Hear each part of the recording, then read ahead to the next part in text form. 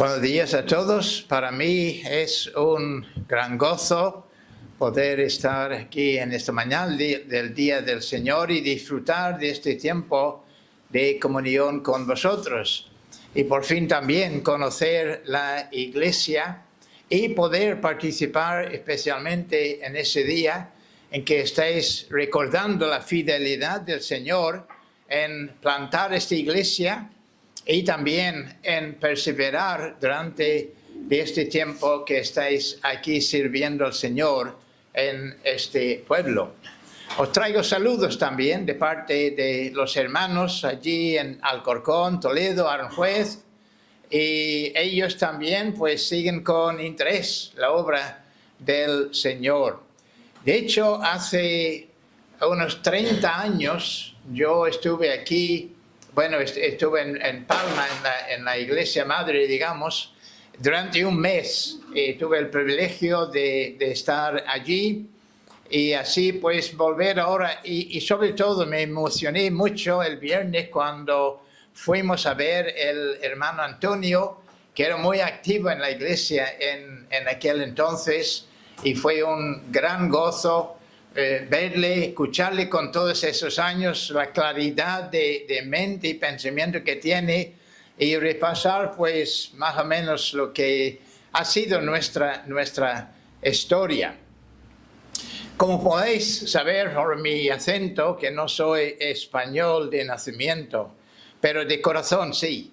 De hecho, mi esposa y yo llegamos aquí desde Irlanda del Norte en el año 1977 y desde entonces pues hemos estado aquí sirviendo al Señor y reconociendo también la fidelidad del Señor para con nosotros. Pero hace ya 5 años me retiré, me jubilé y todavía estoy intentando descubrir lo que es eso de jubilarse, porque sigo bastante activo, gracias a Dios. Estoy muy contento de poder servir al Señor. Así que pues vamos ahora, sin más, a abrir nuestras Biblias. Eso es el propósito por el cual estamos aquí hoy, para adorar al Señor, pero también para escucharle a Él hablarnos. Y Él sigue hablándonos en el siglo XXI. Nos habla a través de su palabra, la Sagrada Escritura. Y eso es el deseo de nuestro corazón en esta mañana, que el Señor nos hable, que por medio de su palabra toque nuestros corazones, con el propósito que como creyentes crezcamos en nuestro conocimiento de Él, crezcamos en nuestra experiencia de la gracia del Señor. Y si estás aquí y todavía no conoces, no has experimentado esta maravillosa gracia del Señor, pues que el Señor te hable hoy con el fin de que ese sea el día. Cuando ocurrió con Lidia, el Señor abre tu corazón y tú le recibes como tu Salvador personal para ser el Señor de toda tu vida. Así que pues vamos a hacer lectura en el pasaje donde queremos meditar en esta mañana, la primera carta del apóstol Pablo a Timoteo. Primera carta de Pablo a Timoteo, en el capítulo 1. Y vamos a leer los versículos 12 hasta el versículo 17, aunque es realmente el versículo 17 donde queremos enfocar nuestra atención en esta mañana. Pero antes de hacer lectura de ese pasaje, vamos a ponernos delante del Señor en oración. Señor, qué gozo es para nosotros poder estar aquí congregados en tu presencia con la absoluta certeza de que tú estás en medio de nosotros. Porque donde hay 2 o 3 congregados en mi nombre, tu promesa es, ahí estoy yo en medio de ellos. Háblanos, por lo tanto, en esta mañana, y para ello, Señor, aparte de nuestros pensamientos, todas aquellas cosas que no nos convienen en ese momento, sabemos que el enemigo de nuestras almas siempre está allí para distraernos, poniendo toda clase de pensamiento. Pero, Señor, líbranos de esto para que podamos disfrutar y escuchar claramente tu voz hablarnos en esta mañana. Confesamos nuestro pecado, confesamos nuestra debilidad, confesamos que sin ti no somos nada ni nada podemos hacer. Pero gracias te damos por tu Santo Espíritu, el quien nos capacita para poder servirte, para poder hacer todo lo que tú nos mandas hacer. Así que, Señor, ahora nos ponemos en tus manos. Bendice la lectura de tu palabra. Bendice nuestra meditación en ella. Te lo suplicamos en el nombre de Cristo. Amén. 1 Timoteo, capítulo 1, versículo 12. Dice aquí el apóstol Pablo, por inspiración del Espíritu Santo: doy gracias al que me fortaleció, a Cristo Jesús nuestro Señor, porque me tuvo por fiel poniéndome en el ministerio, habiendo yo sido antes blasfemo, perseguidor y injuriador, mas fui recibido a misericordia, porque lo hice por ignorancia en incredulidad. Pero la gracia de nuestro Señor fue más abundante con la fe y el amor que es en Cristo Jesús. Palabra fiel y digna de ser recibida por todos, que Cristo Jesús vino al mundo para salvar a los pecadores, de los cuales yo soy el primero. Pero por esto fui recibido a misericordia, para que Jesucristo muestre en mí el primero toda su clemencia, para ejemplo de los que habrán de creer en él para vida eterna. Por tanto, al Rey de los siglos, inmortal, invisible, al único y sabio Dios, sea honor y gloria por los siglos de los siglos. Amén. La salvación del pecado y del castigo del pecado es un milagro. Y cuando digo un milagro, no estoy hablando de los milagros que solemos escuchar o ver en esos tiempos en que estamos viviendo. Estoy hablando de un auténtico milagro. De hecho, es la salvación desde principio al final. Es una serie de milagros, es un milagro continuamente. Este milagro empieza con la justificación y la regeneración del pecador a Cristo, pero sigue a lo largo de su vida culminando en su glorificación. Y todo esto está reflejado de una manera muy impactante por la manera que el Espíritu Santo utiliza una palabra que se repite 7 veces en el original del Nuevo Testamento. Me refiero a la palabra incorruptible. Y es lo que está precisamente enfocado aquí en este último versículo que hemos leído. Ahora, en mi mente, en cada una de esas 7 referencias, yo pongo mi orden, que creo que es el orden que debemos considerar. Porque en cada una de esas menciones, en cada uno de esos usos, esas referencias de la palabra incorruptible, el tema central es el milagro de nuestra salvación.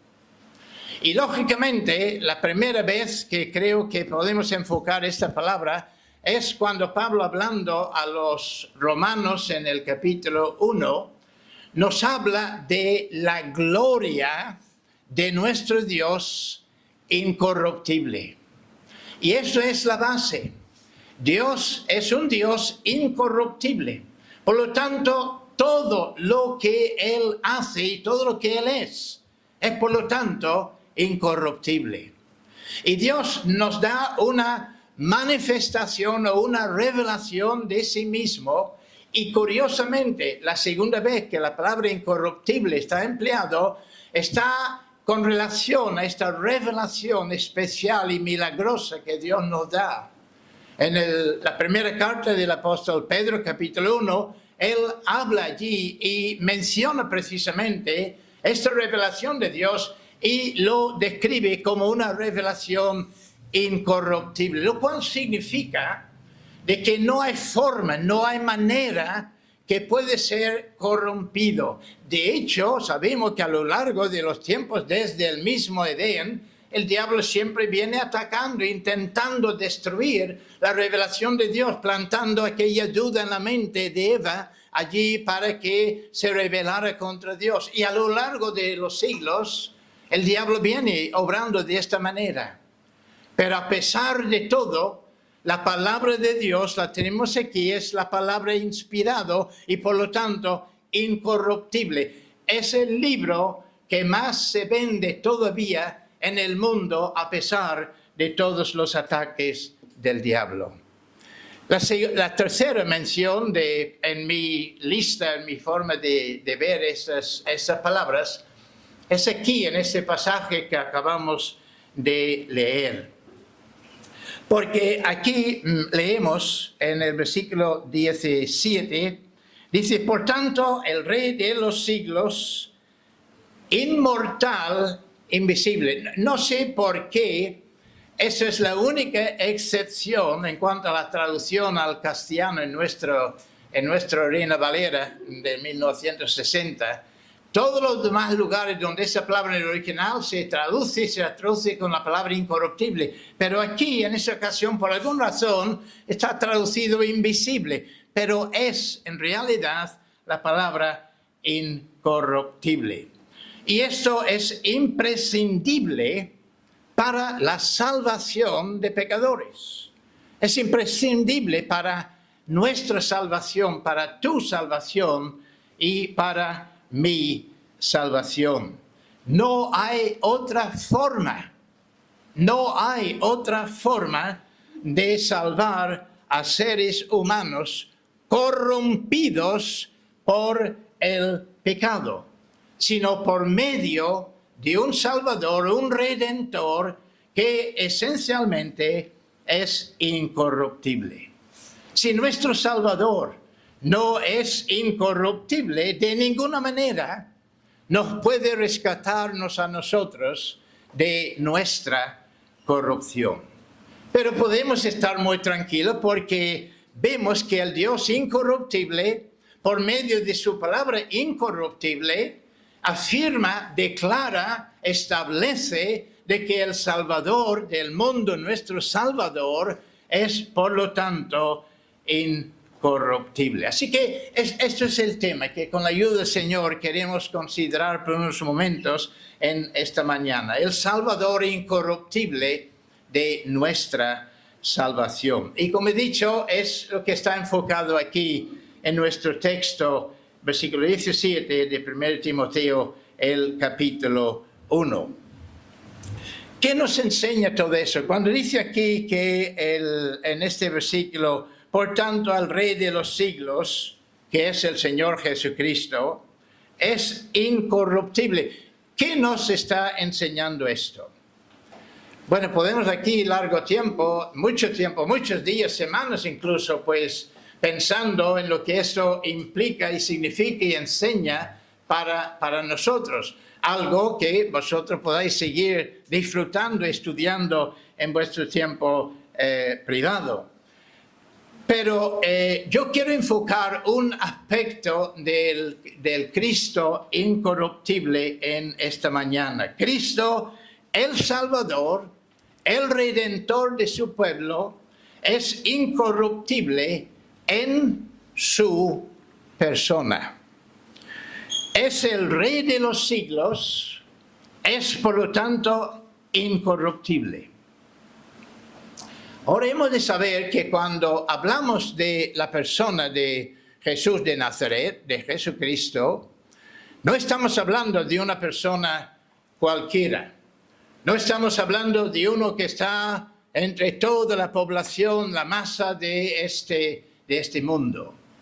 Y digo esto porque en una ocasión H.G. Wells hizo una lista en que él intentó descubrir o declarar quién era la persona o el hombre más famoso, más conocido, más importante de todo el mundo. Y curiosamente, en esa lista, él colocó Jesús de Nazaret como el hombre más importante en toda la historia de la humanidad. Pero Jesús de Nazaret no pertenece a tal lista, porque no es un hombre más, aunque sea, como dice Wells, el más importante de todos. No, Jesucristo es único.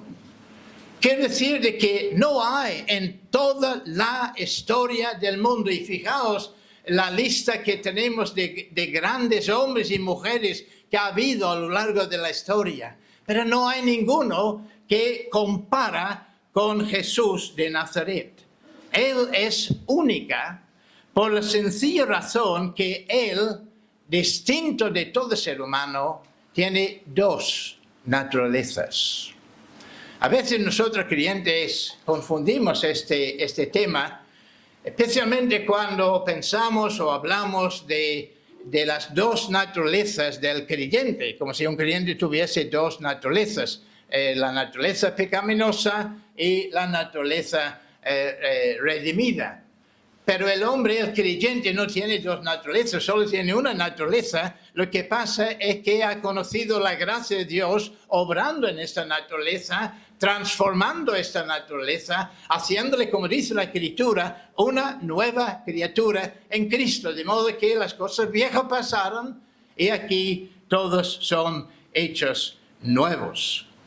Y aquí cuando hablamos de las dos naturalezas de Jesucristo, estamos contemplando no solo un misterio, sino un milagro. Nosotros con estas mentes que tenemos, mentes finitas, no podemos penetrar y conocer y comprender lo que es la mente infinita, que es la mente de nuestro Dios. Esto está más allá de nuestra capacidad. De hecho, el apóstol Pablo lo dice aquí más adelante en esta carta del primero de Timoteo, cuando dice que indiscutiblemente grande es el misterio de la piedad. ¿Qué es este misterio? Dios fue manifestado en carne. O sea, en la persona de Jesús de Nazaret, Dios infinito, eterno, inmutable, el Dios, como dice Salomón, que los cielos de los cielos no puede contener, este Dios se manifiesta, milagro de milagros, misterio de misterio, este Dios se manifiesta en la persona de Jesucristo. Esto no significa, por supuesto, que en este caso, pues de alguna manera, Jesús dejó de ser Dios. Tampoco significa que sus dos naturalezas de alguna manera se mezclaron, se unieron, de modo que la naturaleza humana se deificó o la naturaleza divina se humanó. No hay una separación en esas dos naturalezas. No hay ninguna confusión de ningún tipo. Siendo eternamente Dios, en un momento del tiempo, Jesucristo tomó nuestra naturaleza en unión con su naturaleza divina. Entonces, a partir de este momento de su encarnación, Cristo, siendo eternamente de Dios, desde este momento es hombre para toda la eternidad. La Escritura, con mucha claridad, enseña esta unión en la persona del Salvador, del Redentor. Siempre es la misma persona que está enfocada, tanto cuando hace actos divinos como cuando hace actos humanos. Yo voy a poner simplemente un ejemplo para que podamos apreciar y entender esto. Por ejemplo, en Juan 10, en el versículo 30, Jesús hace esta tremenda afirmación. Dice, yo y el Padre uno somos.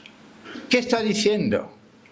Está diciendo que es Dios, que quiere decir que esencialmente es igual que el Padre en su sustancia, en su poder y también en su gloria. Sin embargo, un poco más adelante, en este mismo Evangelio de San Juan, capítulo 14, versículo 28, Cristo hace esta extraña afirmación en la luz de lo que acabamos de leer. Él dice, el Padre mayor es que yo. ¿Pero qué es esto? Estamos enfrentando aquí una contradicción. Se confunde Jesús en absoluto. Porque en la primera referencia, cuando él afirma que el Padre es igual, él es igual que el Padre, está hablando de su naturaleza divina. Pero aquí en este caso, cuando dice el Padre mayor que yo, está enfocando concretamente su naturaleza humana.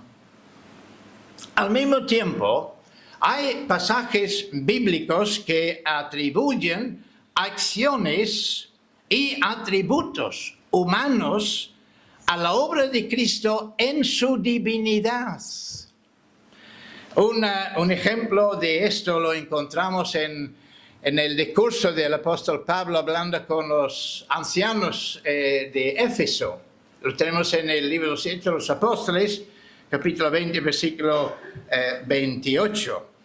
Y Cristo aquí, hablando con esos ancianos, dice, por tanto, mirad por vosotros y por todo el rebaño en que el Espíritu Santo os ha puesto por obispos para apacentar la iglesia del Señor. La palabra Señor aquí en este caso es la palabra Deus en el original. No es complicado entender su traducción, Dios en el castellano. Y fijaos lo que el apóstol está como describe la iglesia, es la iglesia de Dios. Pero sigue diciendo, la cual él, Dios, ganó por su propia sangre. Pero ¿cómo puede Dios ganar su iglesia con su propia sangre cuando sabemos, porque la Escritura nos lo dice, que Dios es espíritu? Y por lo tanto Dios no tiene cuerpo y por lo tanto tampoco tiene sangre. ¿Cómo entonces dice el apóstol aquí de que Dios ganó su iglesia con su propia sangre? Porque está enfocando aquí Dios manifestado en carne. Dios en la carne sí tenía sangre. De hecho, la Escritura es muy enfática sobre eso, porque sin derramamiento de sangre no se hace remisión, no hay posibilidad de perdón. Por eso Cristo, el Cordero de Dios, Dios manifestado en carne, allí en la cruz, derramó su sangre. Y esa sangre que Él derramó, esa sangre habla ahora en el cielo mejor que la sangre de Abel. ¿Qué está hablando? Está hablando de lo que Cristo ha realizado para nosotros, algo que es tremendo para nosotros, sabiendo de que esa sangre no deja de hablar por ti, no deja de hablar por mí, y eso es la certeza de que nuestros pecados pasados, presentes y futuros, esos pecados todos están perdonados en Cristo. Por otro lado, hay acciones y atributos divinos atribuidos a la humanidad de Cristo. Ese es el caso en concreto, hay varios, pero hago referencia a ese que creo que es uno de los más claros. Romanos capítulo 9, versículo 5, donde el apóstol está hablando de los patriarcas de la iglesia del Antiguo Testamento.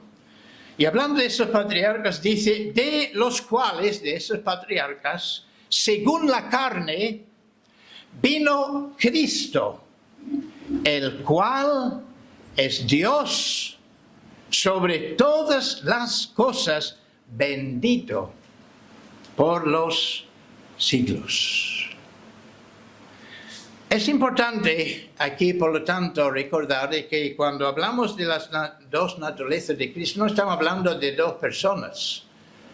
Dos naturalezas, pero una sola persona. Además, es la naturaleza divina, no la humana, que está sosteniendo en todo tiempo la persona del Dios manifestado en carne. Y es aquí donde podemos apreciar esta referencia del apóstol Pablo, cuando él hace referencia, hablando de Cristo, le nombra como el último Adán. El último Adán. El primer Adán era el que nos representó allí en el Edén, el cual pues pecó y nosotros caímos en la primera transgresión con él y por eso estamos enemigos de Dios por naturaleza. Ahora, el primer Adán era perfecto, porque fue creado en la imagen de Dios, pero no era incorruptible. Por eso, cuando vino la tentación, él cayó en aquella transgresión, rebelando contra Dios y trayendo toda la tragedia que venimos viviendo a lo largo de toda la historia de nuestro mundo. Pero Pablo, enfocando aquí el último Adán, y es lo que está enfocado aquí en nuestro texto, es superior al primero Adán. ¿Por qué? Porque él, a la vez que es perfecto, nació sin pecado, pero siendo perfecta, quiere decir que era a la vez incorruptible. ¿Por qué incorruptible? Porque en todo momento su naturaleza humana está siendo sostenido por su naturaleza divina. Y cuando el serpiente viene a tentarle allí en aquel desierto, igual que vino al primer Adán, y le tentó y cayó, sin embargo, con el último Adán triunfó, no había forma. Y a lo largo de toda su vida, vemos que a través de todas las tentaciones, jamás pudo el diablo con él. Él era el triunfador. ¿Por qué? Porque era incorruptible.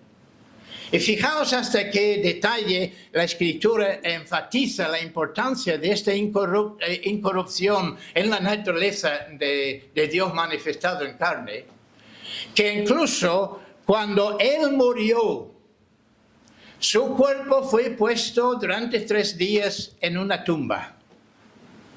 ¿Qué suele ocurrir cuando viene la muerte?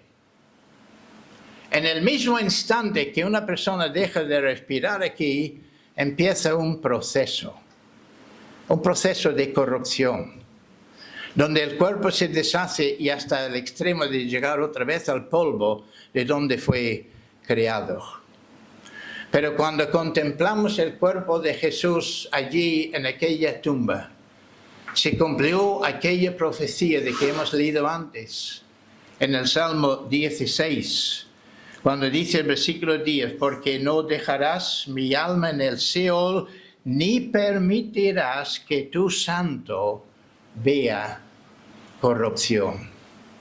Esta profecía se cumplió allí en aquella tumba, confirmando lo que dice nuestro texto, de que Él es el Rey de los siglos, el incorruptible. Ahora bien, todo esto es maravilloso, es lo que toca en nuestros corazones, nos da tanto gozo y tanto alegría, pero hemos de ir más allá de lo que es simplemente entender una doctrina o unas doctrinas o unas meras enseñanzas. Es posible tener enseñanzas en nuestras mentes y vivir pues vencidos por el pecado, por el diablo. Entonces, ¿qué tiene que decir esto para ti y para mí en esta mañana? En el día de mañana, el lunes, principio otra vez de la semana, sobre todo después del fin de semana que hemos disfrutado, volviendo a esa realidad del trabajo, volviendo a esos problemas que hemos dejado allí el viernes o el jueves. ¿Qué consuelo hay para nosotros en lo que estamos meditando aquí en esta mañana? Bueno, creo que hay muchísimo consuelo para nosotros, porque ya que, como hemos visto, Cristo es el Salvador incorruptible, significa que todo lo que Cristo hizo, hace y hará es también incorruptible. Y eso es tremendamente importante para nosotros en nuestra vida de cada día. Cristo, ¿qué hizo el Cristo incorruptible? Bueno, de acuerdo con las profecías de la Escritura, vemos que hay un momento cuando Dios entra físicamente en la historia de nuestro mundo. Segundo de Pedro nos dice que durante mucho tiempo había burladores, cuestionando, dudando, bueno, este Cristo, esas profecías, ¿cuándo se van a cumplir? Lo mismo que está ocurriendo hoy día con respecto a la segunda venida de Cristo. ¿Y qué nos dice la Escritura? Que cuando vino el cumplimiento del tiempo, el tiempo no es algo que va por ahí suelto. El tiempo, como todo lo demás, está en la mano del Señor, bajo su control. Y cuando viene el cumplimiento del tiempo, es decir, en este momento, en esa fecha, en esa hora, en ese día, que Él había determinado desde antes de la fundación del mundo, algo maravilloso ocurrió. Porque leemos que cuando vino el cumplimiento del tiempo, Dios envió a su Hijo. Dios entró en la historia físicamente en nuestro mundo. ¿Y cómo llegó? Nacido de mujer. Nacido bajo la ley. Nacido de mujer porque, como ya hemos visto, es la única manera que Él podía tomar nuestra naturaleza. Habiendo sido concebido por el poder del Espíritu Santo, su concepción fue milagrosa porque fue por el Espíritu Santo. Pero de esta manera Él tomó nuestra naturaleza. ¿Con qué propósito? Para ser el único mediador entre Dios y los hombres, Jesucristo, hombre. Para poder representarnos, y ese es el propósito por el cual vino, representarnos a ti y a mí. ¿Por qué? Porque dice aquí que Él nació de mujer bajo la ley. ¿Por qué bajo la ley? Si Él es el quien ha dado la ley, Él no tenía que demostrar nada. Él es el perfecto, Él es quien es incorruptible. No tenía que demostrar nada al mundo. ¿Pero por qué nació bajo la ley? Porque ahí es donde estábamos nosotros. Quiere decir que estábamos nosotros bajo la condenación de la ley. Cuando Cristo entonces nació de mujer, Él tomó esta naturaleza nuestra que estaba bajo la condenación de la ley, esta naturaleza que es merecedor de ser castigado eternamente, separado de Dios por toda la eternidad, en aquel lugar que Dios tiene preparado para el diablo y para sus ángeles. Pero para que no nos ocurriese esto, Dios, manifestado en carne, nació bajo la ley. En otras palabras, Él vino a hacer lo que nosotros jamás pudiéramos haber hecho. Para dar satisfacción a la justicia de Dios, hubiéramos tenido que guardar de manera perfecta la ley de Dios, lo cual significa amar a Dios con todo nuestro ser y a nuestro prójimo como a nosotros mismos. Si somos sinceros con nosotros mismos, reconocemos, aún como creyentes, que nos es imposible, que no hay manera que podemos dar esa satisfacción a Dios. Y si no podemos dar esa satisfacción de Dios, debemos ser separados de Dios, debemos ser castigados por Dios, porque el alma que pecare, esa morirá. Pero Cristo, nacido bajo de la ley, vino para cumplir la ley de Dios a la perfección. Lo hizo en nuestro nombre. Lo hizo en nuestro lugar. Pero además de cumplir la ley, era necesario de dar satisfacción a la justicia de Dios por esta ley quebrantada.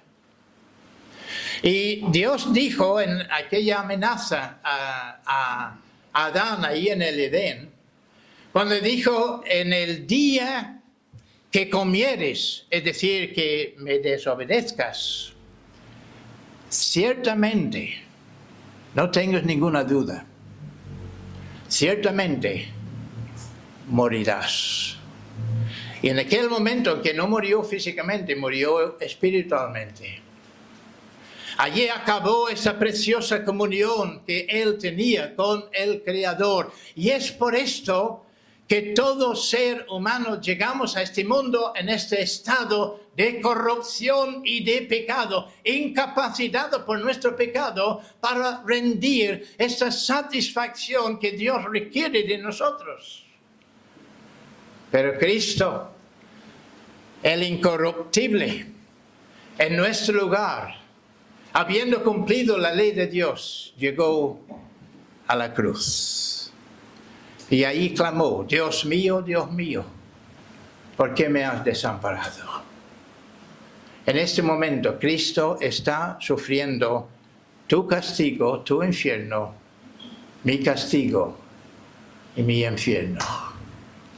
En este momento Él está cumpliendo todo lo que Dios requiere de nosotros, dejando de manera satisfecha la justicia de Dios. De forma que por su justicia nosotros somos hechos justos, vestidos con la justicia de Cristo, Jehová Sidkenu, Jehová justicia nuestro. Estamos no solo aceptados, sino declarados justos delante de Dios. Pero el juez que está sentado declarando esta sentencia de justicia, aceptándonos como justos delante de Él, descubrimos también en este pasaje donde dice que Cristo nació bajo la ley, pero nació también a fin de que recibiésemos la adopción de hijos. O sea que el quien ha pronunciado, el juez que pronuncia esa sentencia, ya no culpables, ahora es nuestro Padre. Él es el quien nos recibe, nos adopta en su familia. Ya no somos hijos de ira por naturaleza, sino por su gracia, por este milagro de la salvación, de la redención. Nosotros somos hijos de Dios, tenemos el apellido de Dios y estamos recibidos en su familia. Qué consuelo es esto para nosotros, sabiendo que en cualquier momento un hijo, no importa la edad que tiene, si tiene un problema, ¿quién busca? Pues a su padre, a su madre, ¿verdad? Para compartir. Pues nosotros de la misma manera tenemos este Padre que nos ama desde antes de la fundación del mundo. Este Padre que nunca dejará de amarnos. Sí, muchas veces fallamos. Hemos fallado la semana pasada. Vamos a fallar en esta semana. Y el diablo también va a aprovechar de esto. A venir a decir, mira qué clase de creyente eres tú. Una y otra vez. Siempre estás cayendo en lo mismo. Pero qué consuelo tenemos. Igual que Pedro aquella vez cuando él negó al Señor hasta 3 veces y se fue allí llorando, quebrantado en su corazón. Pero él tenía la palabra del Señor para consolarle. Cristo antes le había advertido. Satanás viene para zarandearos, pero yo he orado por vosotros. Así que Cristo ya por su muerte ha provisto todo lo que necesitamos para ser adoptados en la familia de Dios. Pero ahora, en segundo lugar, ¿qué hace el Cristo incorruptible? Bueno, habiendo enfrentado la ignominia de la cruz, donde sufrió y murió por nosotros, al tercer día resucitó y después de un tiempo siendo manifestado pues a muchos testigos, ante testigos, Él fue recibido en los cielos, donde se sentó a la diestra de Dios, donde ahora ora, intercede por nosotros. No hay un segundo de ningún día de nuestra vida en que no estamos en la mente y en el corazón de Cristo. Él nos está presentando continuamente, orando continuamente por nosotros, en cada momento, en cada situación, en cada circunstancia de nuestra vida. No es fácil vivir en este mundo como creyentes. Antes, cuando éramos del mundo, no había ningún problema. Pero en el momento de nuestra regeneración y conversión, de repente el mundo se convierte en nuestro enemigo.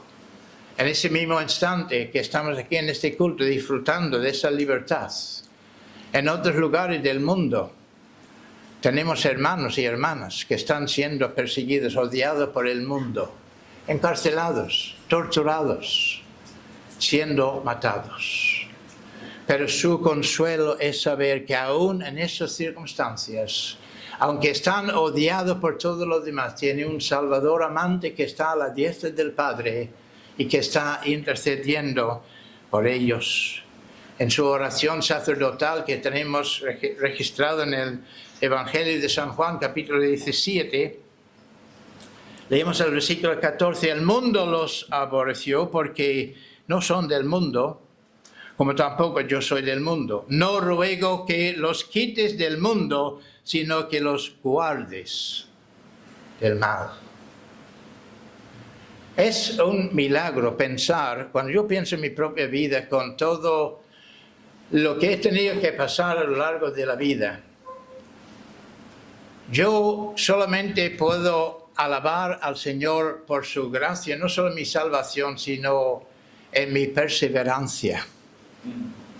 El hecho de que yo he perseverado hasta el día de hoy no tiene nada que ver conmigo, no es porque he sido listo, no es porque he aprendido trucos, es porque a la diestra del Padre hay uno que está pidiendo precisamente por esto, para que este creyente, cada creyente, pueda perseverar a pesar de todo lo que está pasando en el mundo.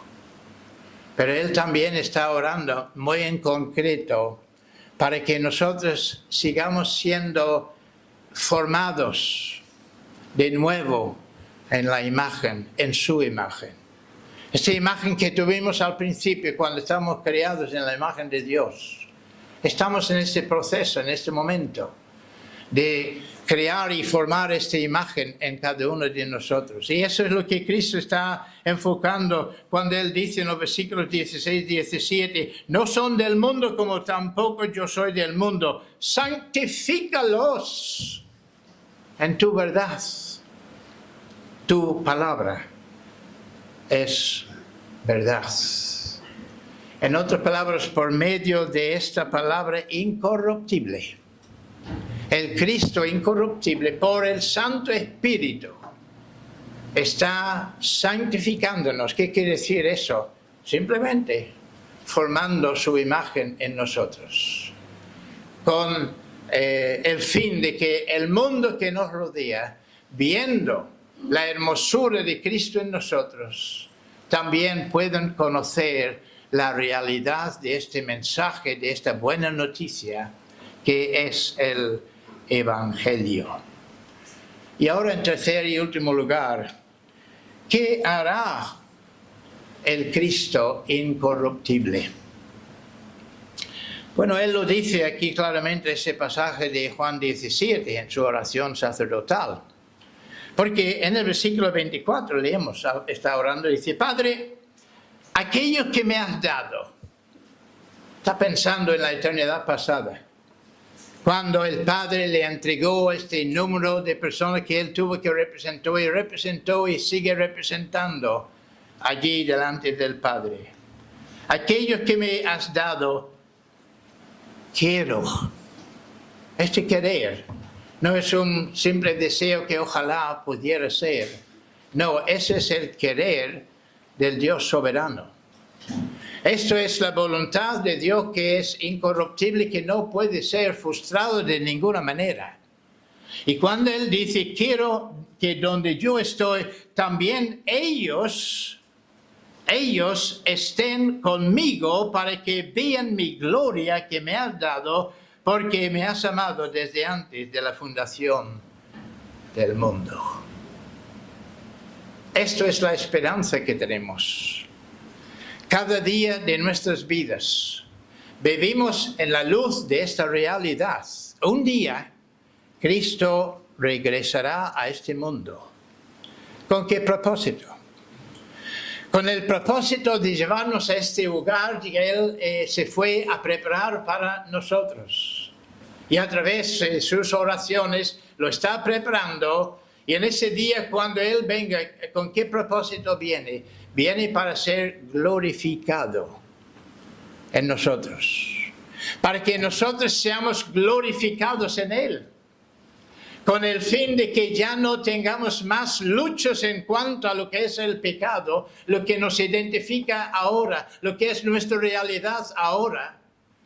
Pero hay un día cuando sabemos que seremos librados de todo esto. No habrá más lágrimas, no habrá más pruebas, no habrá más tentaciones, no habrá más pecado.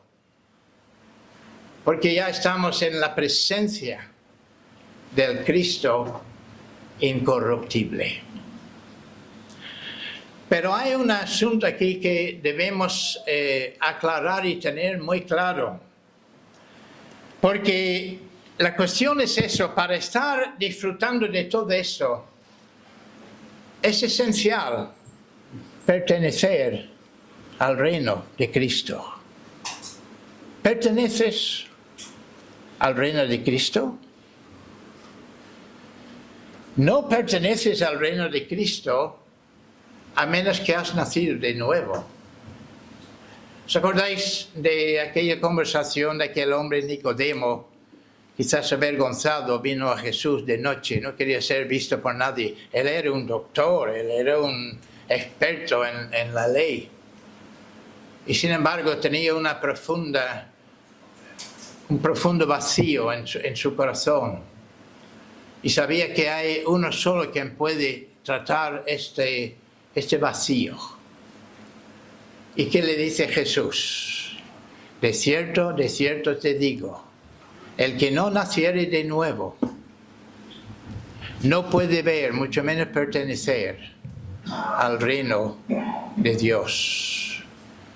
Nosotros por naturaleza pertenecemos a un reino que la Escritura llama el reino de las tinieblas. Así es como hemos llegado a este mundo. Y muchos de nosotros vivimos años fielmente sirviendo el Dios de este reino, Satanás mismo, el pecado, siendo esclavos al pecado. Pero un día la gracia de Dios vino y nos tocó, nos despertó y nos hizo nacer de nuevo. Si tú estás aquí en esta mañana y no has nacido de nuevo, esto es lo más imprescindible, lo más urgente para ti en este momento. Y es la oración de nuestros corazones que Dios en su infinita misericordia obre en tu mente, tu corazón, para que te des cuenta de esta realidad y para que obedezcas sus mandatos en el Evangelio, que son: arrepiéntete de tu pecado. Cree en el Señor Jesucristo. No hay otra manera, no hay otra forma de pertenecer al reino de Dios. ¿Hay alguien que está dispuesto a hacer esto en esta mañana? Porque la promesa del Señor es incorruptible, es inquebrantable. Si confesares con tu boca que Jesús es el Señor, este Dios manifestado en carne. Si confesares con tu boca, pero no es suficiente, sino y creyeres en tu corazón, porque la fe no es cosa de la boca, es cosa del corazón. La boca confesando lo que hay en el corazón. Si confesares con tu boca que Jesús es el Señor y creyeres en tu corazón que Dios le levantó de los muertos, serás salvo. Todos tus pecados, pasados, presentes, futuros, todos tus pecados, perdonados. 2 versículos más adelante, en este pasaje de Romanos 10, leemos que todo aquel que invocare el nombre del Señor será salvo. Fíjate, todo aquel, esto es universal, eso no tiene ninguna limitación. Los que no están incluidos son los que no quieren que se excluyan. Pero aquí la invitación es eso, todo aquel. Pero ¿qué hay que hacer? Ay, pues mira, hay que hacer un discipulado, hay que hacer ese estudio, hay que hacer el otro. No. Todo aquel que invocare, clamare, llamare. Cuando Pedro estaba aquel día saliendo de aquel barco, era una tempestad, Jesús estaba viniendo ahí andando sobre el mar. Pedro dice, bueno, Señor, yo quería ir andando sobre el mar. Y él baja y va andando sobre el mar. Pero en un momento él, ya dejando de ver el Señor, y no hay que quitar los ojos del Señor, pero él sí se hizo más consciente de lo que fueron sus circunstancias y empezó a hundirse. ¿Qué hizo? Llamó, clamó. ¿Y qué pasó? El Señor le salvó.